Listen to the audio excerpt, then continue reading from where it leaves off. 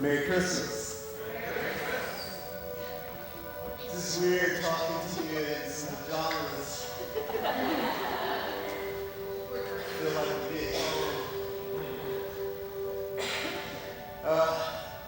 today we're going to have a Christmas communion service. I know it's kind of weird to do it at Christmas, right? It's more about like the end than the beginning, right? But I think if we explain to you what it is that we're actually doing, then it'll make a lot more sense to you at Christmas. This is the time of year where we give. And I know a lot of people in our world today, it's kind of came to one of those places where it seems like the kind of time of year where we receive. But and people ask you all the time, what did you get for Christmas? But why don't we ask people, what'd you give for Christmas? What did you give? What were you able to give this year? And that's where life is found. Jesus always taught that it was much better to give than to receive. He also taught that the first would be last and the last would be first. And this whole idea of the gospel, the kingdom of heaven being a very upside down thing, like it was about people who were the least of these, not the greatest of these. It was about the people who were at the bottom, not at the top. And it was about the people who were unseen, not people who were seen. And so as he taught this in his life, he came down to the last night of his life.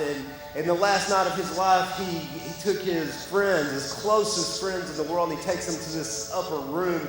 And as he takes them into this upper room, man, and everybody's ready for this Passover time of year, and everybody starts to get really excited because Jesus is the Messiah, and he's coming to bring the kingdom of God with him, and they're going to rule, and they're going to reign, and they're going to be not the least of these, but the greatest of these. And then all of a sudden, the mood in the room gets from real pumped and real excited to really like, oh, by the way, I'm going to die. And that's a mood killer. And everything shifts, and the king of the world, the king of the Jews, the Messiah, he does something weird. He takes off his outer cloak and he gets on his knees and he starts washing the feet of those around him. And it gets weird because these guys are thinking, man, this shouldn't be doing this. We should be maybe we should be the ones doing this to you because you are Messiah. And then he takes this food that they have there, and he takes this bread that they have there, and he says, this is my body and it's broken, and this is my blood and it's spilled out, and these are the things that I do for you. And so many times when I was growing up, man, you hear these things. And if you grew up in the Catholic Church, or you know about the Eucharist. And the Eucharist is the broken body, the poured out blood. It's the body and the blood of Christ. And it's a very sacred and a very holy thing. And so many times we make it about the elements. And all my life growing up, I was in church and I heard about the communion, and we saw the communion, and man, we used to sneak up and eat the crackers from the communion, and drink the juice and it had to be Welch's juice because Welch's juice is the only one that was holy, right? Yeah. And then if you were in the Catholic Church, man, you're getting bombed on wine and stuff. Everybody's like, yeah, let's have communion more often, and it's it becomes all about the elements. And then some people make it, it's not about the elements, it's about the body and the blood. And in some traditions, they think literally that these elements turn into the body and blood of Christ. And when you take them, you're eating the body and the blood of Christ. It's a really reverent act. And then I always heard, I grew up in a Baptist church, so we didn't celebrate the body and the blood as much as the condemnation on ourselves. How you're not worthy to take the elements, and you should be on your face and getting rid of every sin, and if you eat these unworthily, then you're gonna die or something. And it was a heavy thing. And I heard all of these teachings, and I saw all of these things about the elements of the communion, and all of my life I never heard the real reason for it. It was all of these things, but we kind of miss the main thing. And so today I hope I can share with you what this is really about. See, Jesus says, as often as you do this in remembrance of me. Like every time you do this, I want you to remember. This is about taking a pause and remember. And so a lot of people are like, oh, we got to remember, the crucifixion of Christ and how he gave up his life, and we get all solemn and sad. But Jesus gave his life and then he rose from the grave. Jesus isn't in the grave anymore. He's very much alive. And when he gave his life, he went and he fought the battles of hell and death, and he overcame. And death and hell and the grave have been defeated. You get that, right? Like a cross wasn't the end, it was the beginning. It brought death to life. And so there's nothing to be sad or solemn about this body and this blood.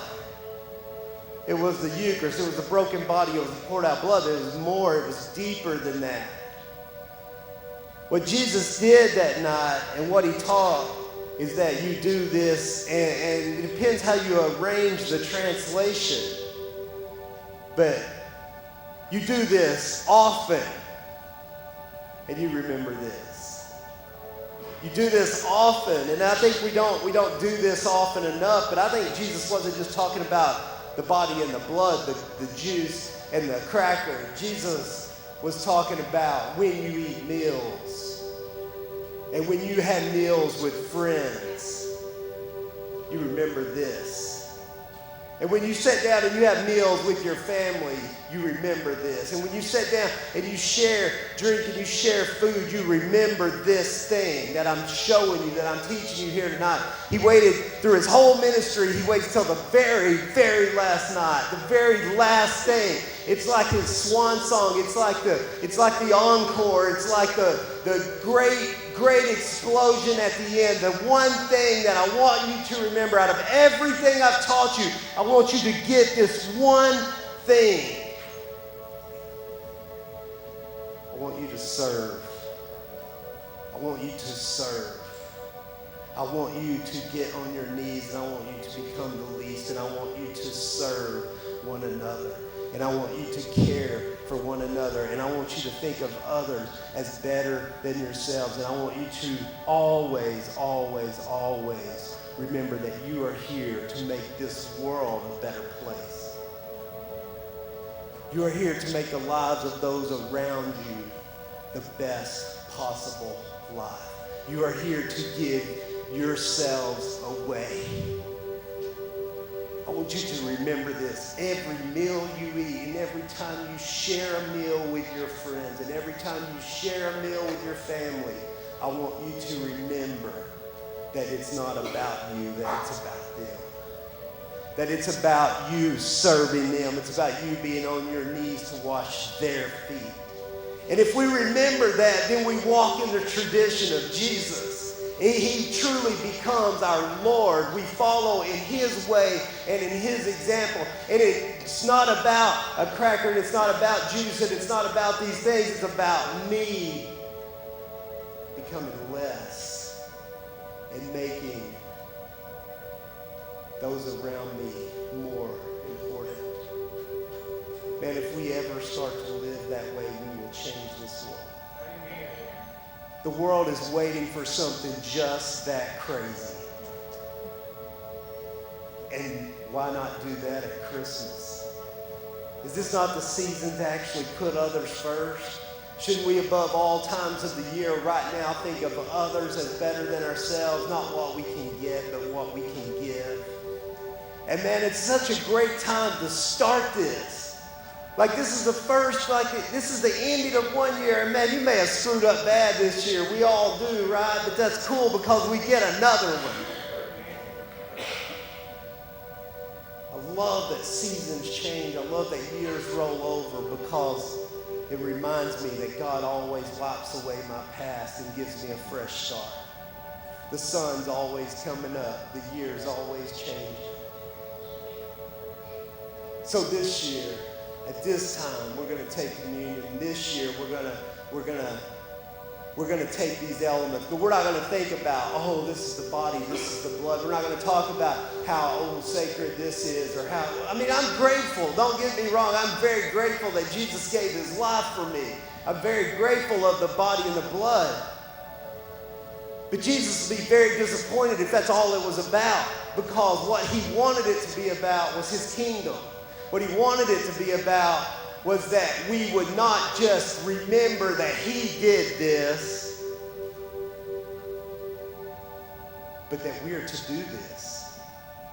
See, if it died with Jesus, we missed the whole thing. The kingdom of heaven didn't come, it came and it stayed.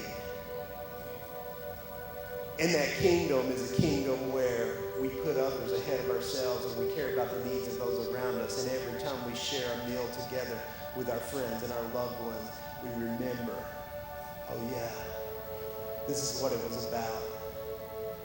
We had the best weekend.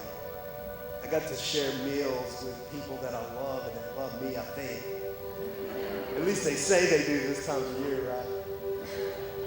I got to share meals with people, and the whole time we're sharing meals, man, you just think, wow, this is the way it should be. This is good. This is good. And the meals didn't seem to be about the food. It seemed to be about who was there. And see, that's what this is. This is not about the juice and the bread. This is about the why behind it. This is to remember, wow, I have a responsibility in this world to make this world the best possible place for my family, for my friends, for the stranger, for the least of these. Not to become famous and not to point out, oh, look how great I am. I'm walking in the way of Jesus because I'm making the first last and the last first. If you are thinking about what you're doing,